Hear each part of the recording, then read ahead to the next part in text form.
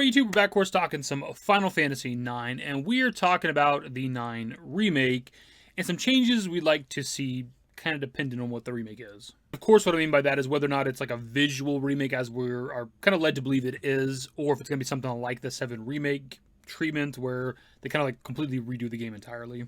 Now, really quickly, we have done a video like this before, but it was almost a year ago. It was June of last year.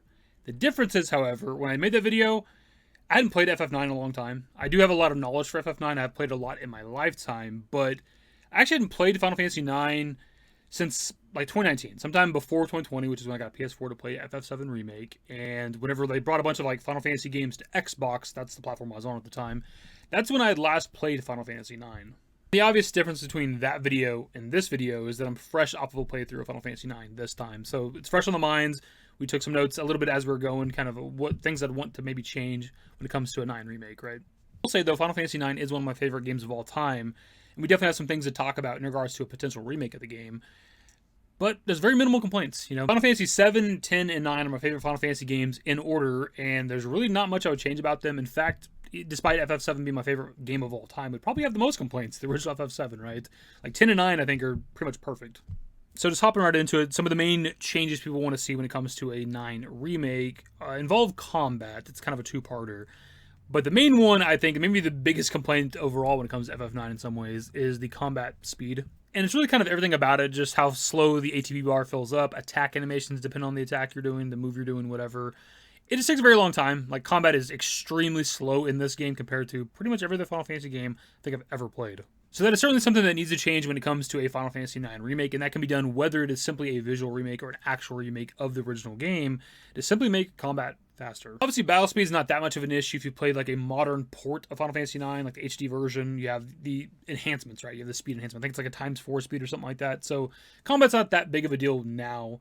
But this is clearly something that was a problem with the original version of FF9. It's still a problem, too, with HD versions if you just don't use the battle enhancement things. And I've always kind of wondered why it's so slow, because to a certain degree that had to be intentional, if not entirely intentional, right? Because they had to program the ATB bar to fill up as slow as it fucking does. Like, that's frustrating. But also, depending on the animations you do, like, it'll be very, very slow. Like, just sometimes when I was doing my playthrough recently, like, I have everybody queued up to do an attack, right? Or a move, whatever. And, like, the enemy will do their attack. And then, like, there'll be, like, a several-second pause. And then one of my dudes will move and do their attack, their steal, Quina will try to eat the enemy, whatever. Like, there's just like this several second pause between attacks sometimes. It's not all the time either. It might be specific attacks that there's like an awkward pause. I don't know. It's just strange. And I don't know why that was allowed or why they chose to do it that way or whatever the fuck, dude. It's just, again, combat's very, very slow with FF9. Clear downsides to slow combat is that, for one, it just arbitrarily extends your fucking playthrough time, right? Like, if you're spending so much time in combat constantly, it's just going to add on, like, minutes or hours or whatever to your playthrough that wouldn't be there if it was just faster combat. But also, it makes you not necessarily want to grind as much, and that's a big part of, really, any RPG, but FF9, too, because of, like, the abilities you can learn off of your gear, you want to grind quite a bit. Every time you get a new piece of gear, you have new abilities for everybody, you want to grind and learn that shit, right? And if combat's very, very slow, it's like, goddamn, I really want to invest like another hour, 2 hours right here just to learn these couple of moves for my characters. These complaints are mitigated with the HD port of FF9, of course, because you can just click buttons and like turn combat off entirely as you run around the world, which I definitely did a lot on this playthrough. And you, of course, have the enhanced speed feature. So even if you do want to grind, it just goes a hell of a lot faster. The other common complaint when it comes to Final Fantasy IX's combat is, of course, trance, or trance mode, however you want to call it, which is essentially Final Fantasy IX's version of the limit break from 7 or the overdrive from 10. It's a bit different because it changes your character's form and then it increases every character's like physical damage stat by a little bit more. Like, they do like 1.5 damage, except for Steiner, who does, I believe, like 3 times damage. And it's very different from something like a limit break because it's not just like a one-time thing. You don't just do like a singular attack. It lasts for a handful of turns, right? And every character is different when they're in trance mode. Like, they just perform things differently. Zidane specifically has a bunch of unique attacks that he can do. But the biggest complaint about trance mode, of course, is that it activates by itself. Now, at the beginning of this fight, you've seen Vivi go into trance mode, but that is a narrative thing. It's part of the story. He's pissed off at what this Black Waltz is doing, right?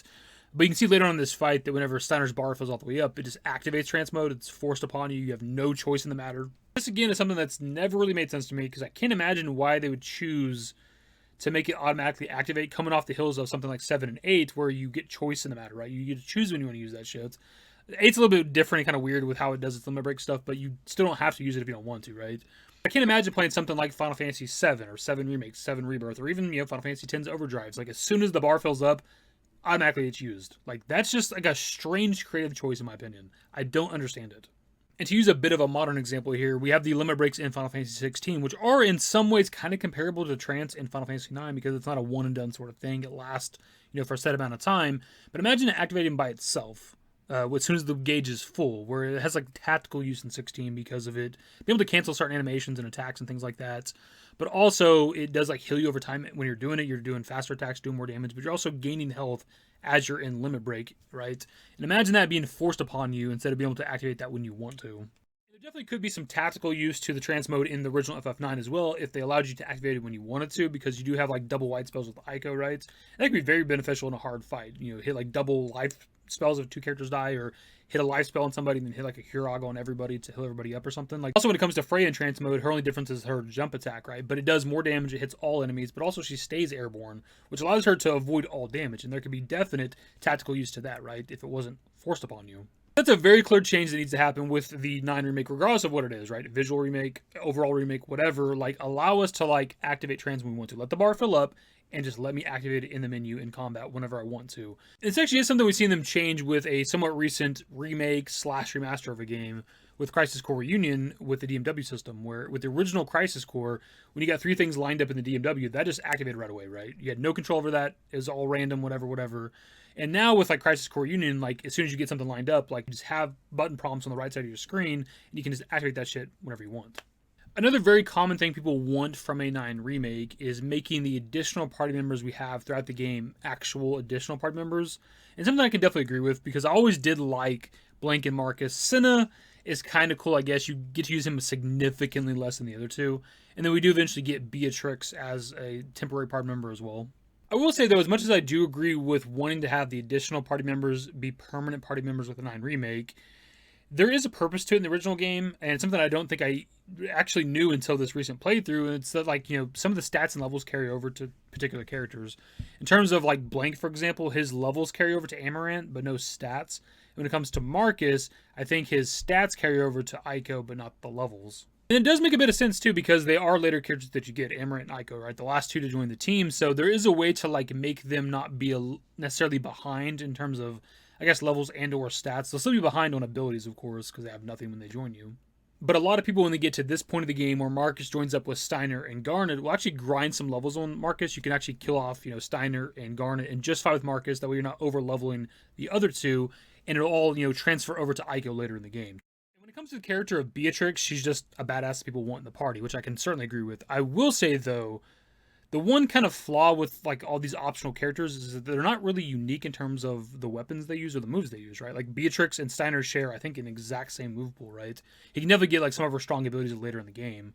And when it comes to like Marcus and Blank, I don't remember what weapons exactly Blank uses, but Marcus uses similar swords that Beatrix and also Steiner use, right? So there wouldn't be like a lot of uniqueness. In fact, the most unique one would probably be Senna, if that's how you say his name, because he uses a hammer. That's the beauty of the party that we have in Final Fantasy IX, is all the characters use different weapons, except for like Ico and Garnet have like similar weapons they can kind of share between each other. But generally, all the party members use different kinds of weapons. They can share other gear with each other, but they all fight very, very differently. And if you just had like, Marcus and Beatrix and Steiner and potentially Blank if he uses the same swords, I'm not sure if he does, you'd essentially be having like 3 to 4 Steiners on the team, right? Because they'd all be using the exact same weapons and learning the same abilities from them, essentially, right? So you'd almost have to like curate new weapons or new moves for each of the different characters to learn. Also, you got to factor in like trance mode for all of them. So I just don't know how realistic I think it is. It's not impossible. We've seen it done before with Dragon Quest VIII. It's an example I've used on the channel before. With like the 3DS version of it, they gave you additional characters with like Mori and Red. There were characters in the original Dragon Quest VIII, but they weren't party members you got. But with the 3DS version, they were. They did share weapons with some of the other characters, but also had their own unique weapons and unique moves and stuff like that. So it is something we've seen Square Enix do before with, remakes, remasters, whatever you want to call the 3DS version of Dragon Quest VIII.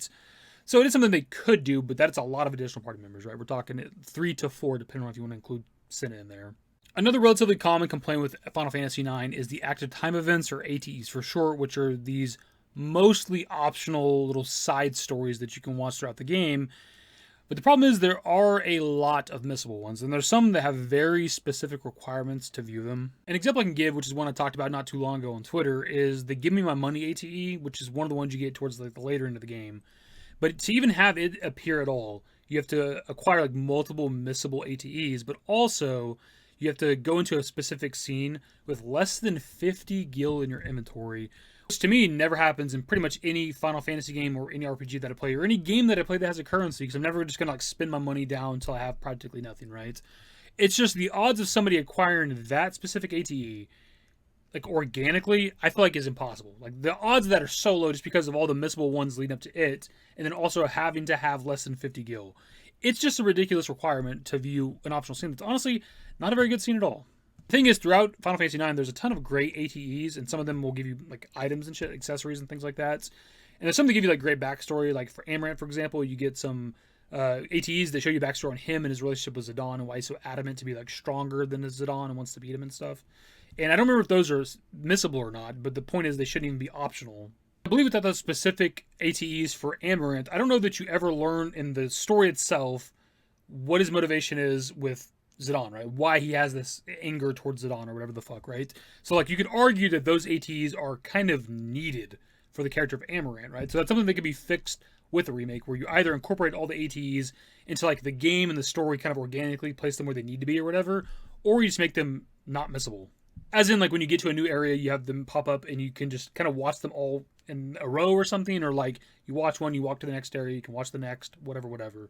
Or just put them in a fucking menu somewhere where you can watch them anytime you want to. Like, maybe after you beat the game or something.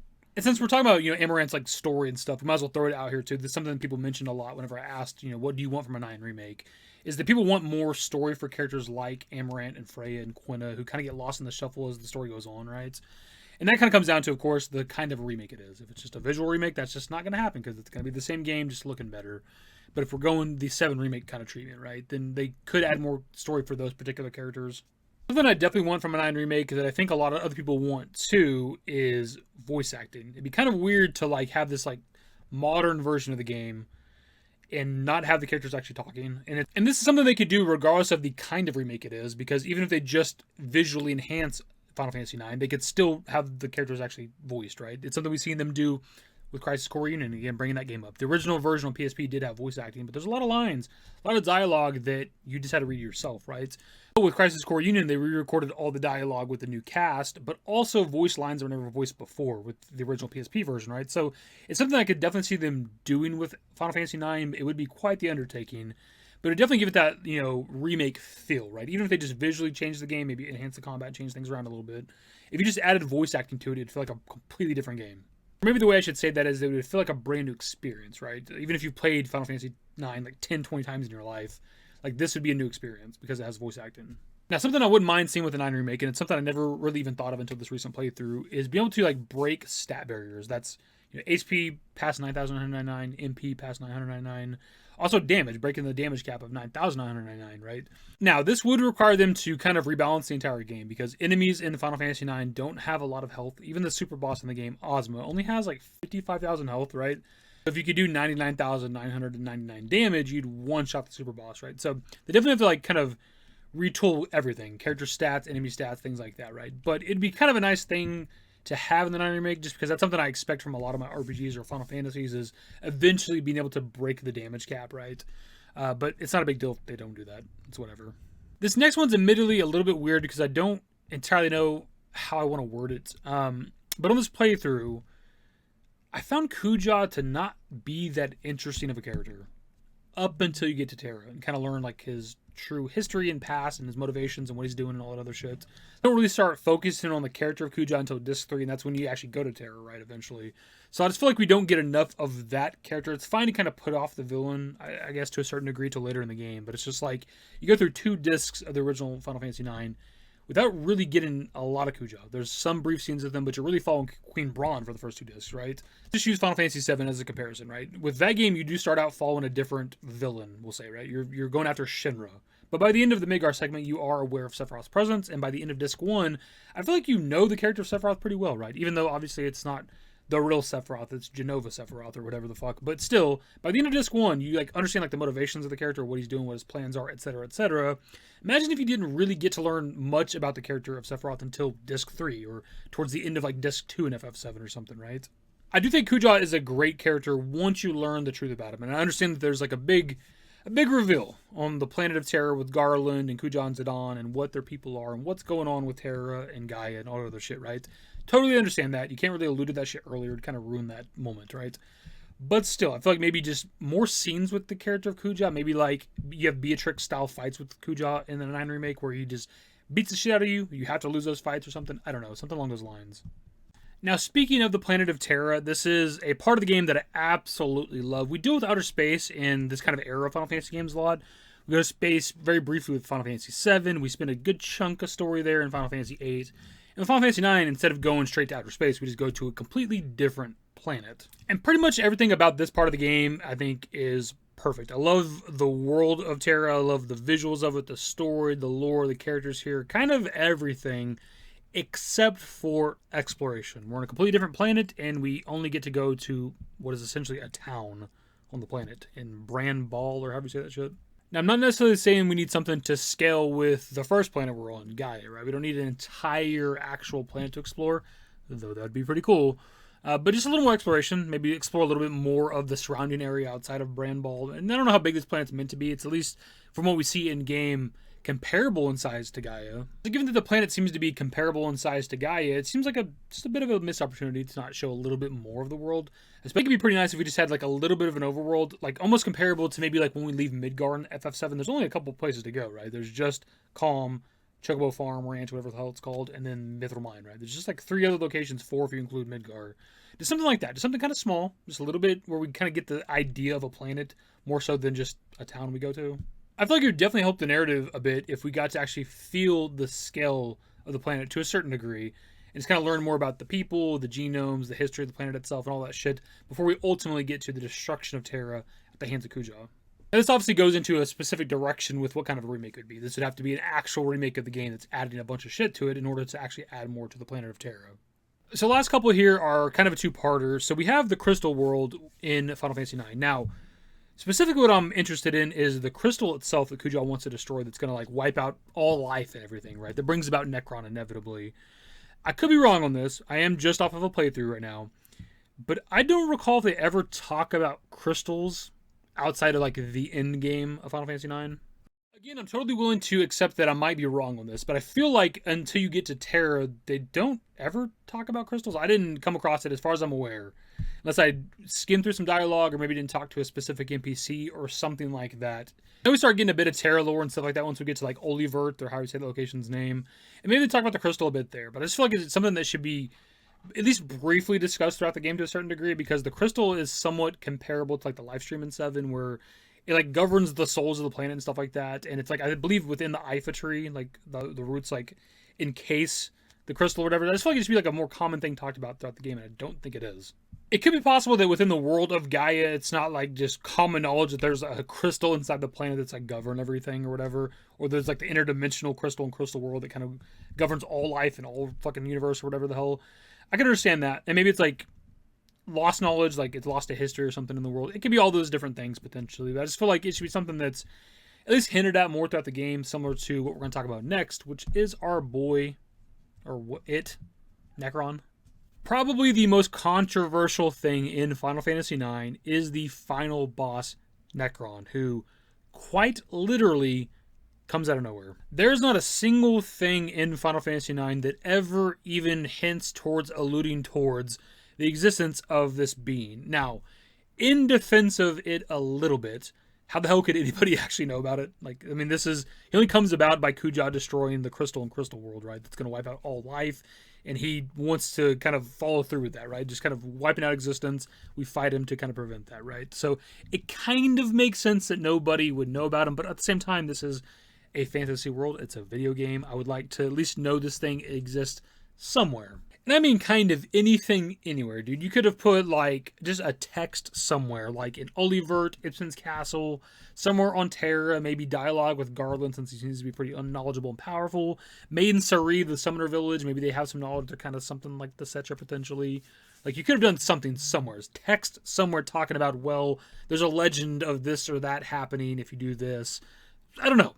fucking anything that acknowledges the possibility of this thing existing. I mean, they could have had like a book in Alexandria library of, let's just say, like fairy tales or something that talks about a being that is similar to Necron. Then once we get to the end of the game, we'd see that this creature does in fact exist, and we'd know that that book was not actually fairy tales, but maybe lost knowledge or something. And Necron as a concept definitely seems rushed, because if you look at concept art for Hades, who's the other like super boss in Final Fantasy IX, he was actually meant to be fought at one point in the arena that we fight Necron in, the Colosseum with like the eyes on the wall. You look at Hades' character model, he's got like blinking eyes or whatever all over him. So like it's clear that at some point potentially Hades was the actual final boss of Final Fantasy IX, and then he got moved to like, you know, kind of before you fight Necron, and then for whatever reason they just came up with Necron.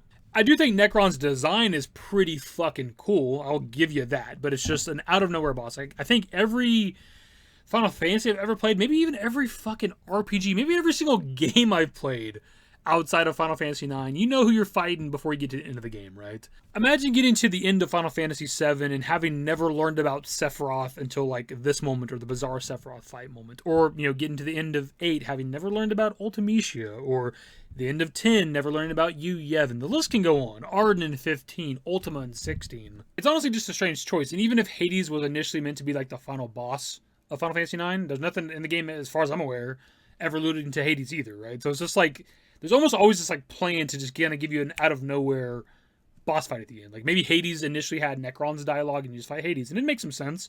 You know, the name Hades and stuff like that, it can make sense that he's like the guy that oversees death and shit. But for whatever reason they changed it and just didn't want to ever allude to what the final boss of the game is. Necron is quite literally like a meme final boss when it comes to like how a Final Fantasy game has you doing like arbitrary quests, and then at the end of the game you're fighting a god.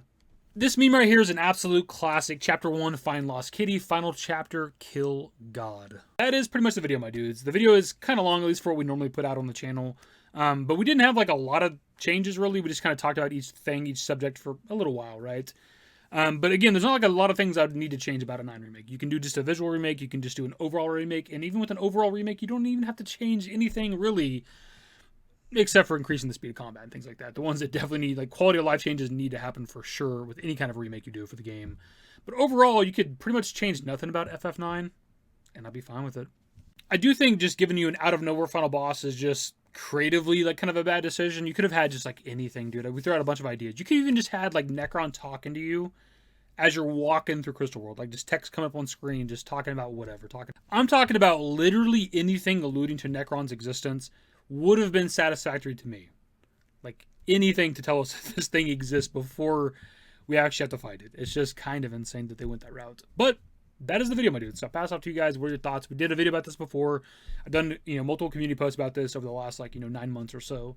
But now that we're here and maybe close to the reveal of the 9 remake, I know it very much matters on what kind of a remake it is, but what do you specifically want from a Final Fantasy IX remake?